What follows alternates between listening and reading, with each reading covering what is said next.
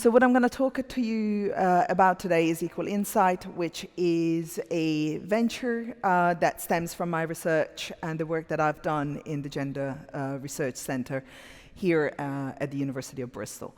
So a little bit about myself, where the idea came from, why it matters, and what we're hoping to achieve with this new initiative. So I'm a political scientist. What that should tell you is that I'm interested in two things: power and institutions or organizations.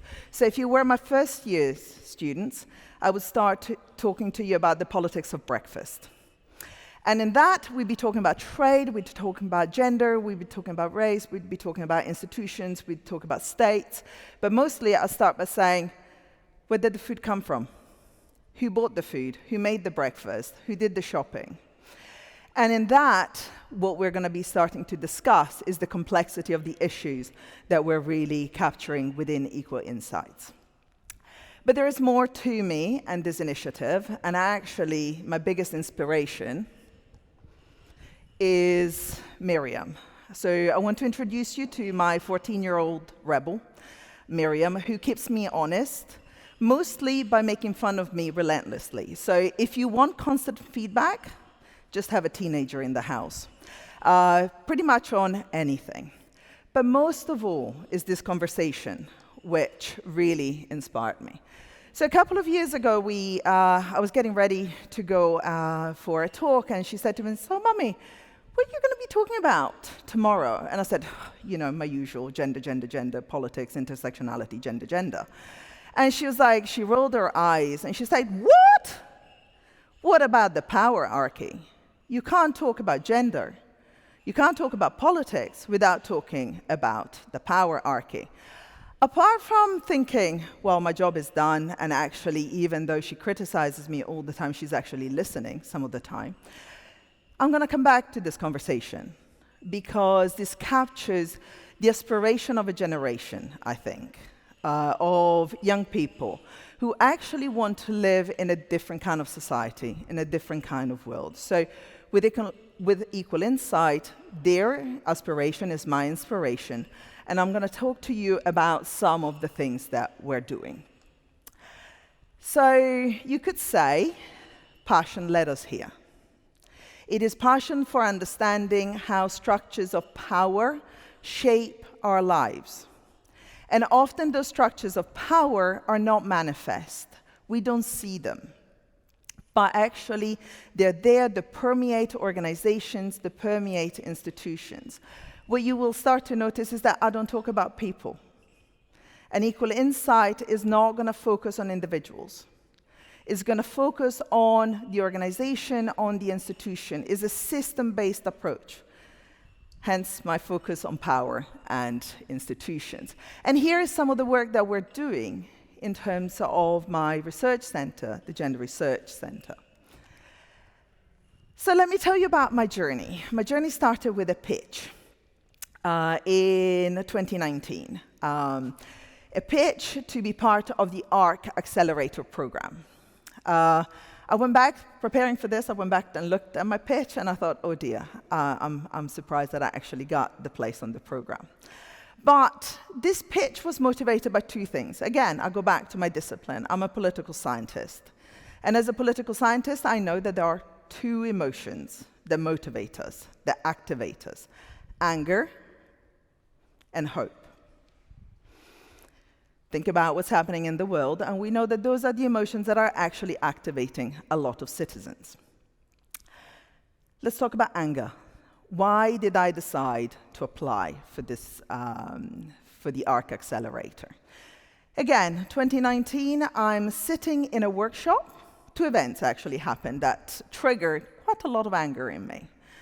The first one was a workshop on anti-racism and equality for schools. And this was a workshop in which the speaker did not know much about racism or anti-racism or how to apply it in schools. And I thought, this is actually not okay. As a mother of two mixed-race children, I actually feel quite strongly about the impact this is having on their education and their life chances. So sitting in this workshop, I thought, what's going on here? The second event was a meeting I attended in which the key speaker reproduced a number of stereotypes, which actually do harm. So I thought, what's going on with this growing market on equality, diversity, and inclusion, which actually, if you look at a lot of the job ads that are going out, are about diversity and inclusion. Equality seems to have disappeared in the process. And that's the anger that motivated me to start thinking more broadly about what is happening in the world of business, in organizations. And then went back to hope, right? Because you can only stay angry for so long, and that can only activate you for so long. You need to actually hang on to hope. And the hope is the conversation that I had with Miriam. And also some of the work that I'm doing, right? Which looks at ethics of care, looks at empathy, looks at emancipation, and looks at equity. So 4 E's, right? To change the world. And that's what I started to bring in to the pitch. It wasn't particularly well formulated. It was at that point, a one-person show, so to speak. But I got the place in the ARC Accelerator program. And I should say that was one of the most frustrating, enlightening, and challenging experiences of my professional life. I learned to think differently about my research. And mostly I learned to think differently about how I communicate my research. And I learned to start to think about what are the compromises that one may need to make. Are there compromises that we should make? What are the red lines? What is that we're not prepared to compromise on when it comes to the development of a business in this complicated, complex area? Also gave me the opportunity to learn a lot more about what's going on in this market. And can I tell you, it's a growing market. More and more companies are hiring diversity and inclusion officers. Most of them a middle to junior level. If you've ever tried to achieve operational change, cultural change in an organization as a junior person, good luck, right? There is power in the margins, but not that much power to affect change. There is also a growing market of consultancy, many of which are using D&I as a tool for management. Some are doing absolutely amazing work. Those are the smaller, bespoke consultancies, really pushing for change. But they're doing it through a very intensive way and focusing often on a single organization or on a single issue, on training and workshops. Some also adopting what I would say, a deficit model, targeting the individuals that you wish to see progressed and promoted. Many, therefore, dealing with the symptom rather than the cause of the problem. We want to actually address the cause of the problem. And the cause of the problem lies in organizations, their structures and their governance. And that's why what we're trying to do, and it kind of goes back to my field of expertise, which is institutions. That's the kind of research that I do. So the problem for employers, the problem for organizations, the first one is that we're seeing a generation, as discussed before, who want to see change. They have different values. And they are demanding change of their employers. Employers try to collate data to understand the nature and the size of the problem. Now, let me tell you something. Not all data is good data. And actually, often, when we try to harvest data badly, we end up with the wrong kind of answers, right? So, rubbish in, rubbish out. So we need to think about the kind of data that we collect and what are the kind of answers that we want to, or the questions that we want to an answer to. Employers and organizations also are looking for support, which is why there is a booming industry in EDI, and often they go to known names. That's not always the best way to achieve equity. Remember, let's bring the E back into EDI, because we can have a diverse and inclusive organization which is also hugely inequitable. So the aim is to have greater equality and equity at the end of it. And also, there is very little quality assurance in this market, and that is a real problem. Our solution is Equal Insight. Is the work that we're currently doing. We're working with professional associations, with councils, with media corporations, to develop a new methodology to think about how organizations can do EDI better, how organizations can put the equality back at the heart of the work that they do. So our solution is organization-centered. We do not adopt a deficit model. We do not focus on the individuals who are, if you wish, the targets or the beneficiaries of the policy. What we focus on is organizational structures. Do you understand how your organization is actually structured? Who are the gatekeepers? Who are the bridges? What are the opportunities that can be available to people? Have you thought about diffusing leadership and social capital across different parts of the organizations? It is technology enhanced. We're looking at social network analysis to help us understand how the organization is connected.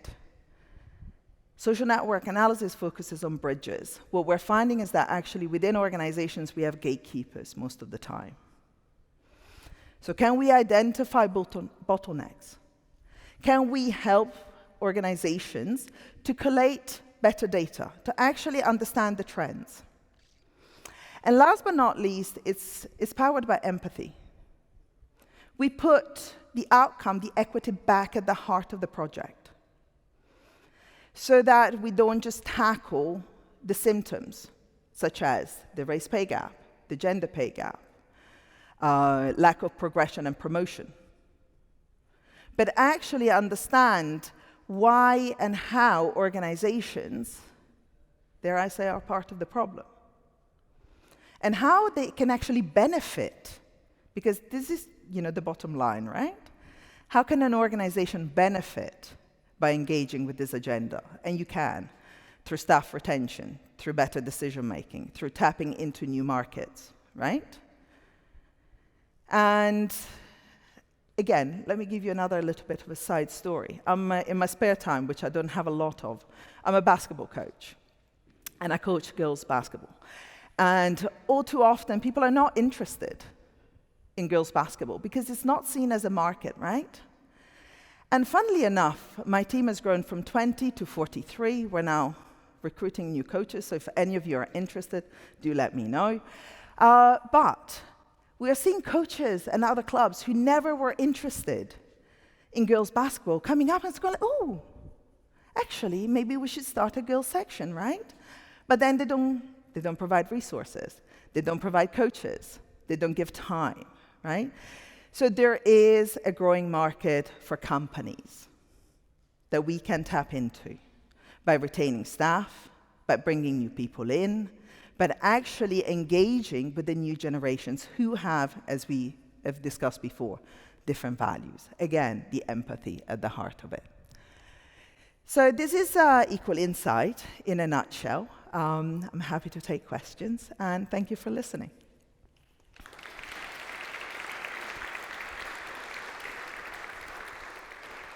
Very happy to open the floor up to questions. There's one at the back over there. There's a microphone if you need it. Probably would be good. Thank you. How do you find yourself? How do you put yourself in front of the decision makers and the power brokers within organisations so you can affect change? How do you do that? Well, at the moment, So we're a very young organization, and at the moment we're working with people who want to affect change, right? And leadership is absolutely key. If people at the top of the organization don't see value in this agenda, and they only see it as a management mechanisms, you can't affect change. I mean, you can't give them data and say, doesn't look great, right? You can help them to collate better quality data. What we're finding is that some organizations don't really want to. Though, regulatory mechanisms now, kind of, they have to. I've had conversation with people saying, yeah, but we have a gender pay gap, but, it's only because all the men are on executive board and all the women are administrators. You're like, so, this person said to me, it's not a problem, is it? I was like, well, kind of is, right? That's the point. But then progression and promotion is key, right? But not just the process itself. Understanding why, so we've just been doing focus group with one of our partners, and we talked to one individual who'd been at the same company or organization for like 30 odd years.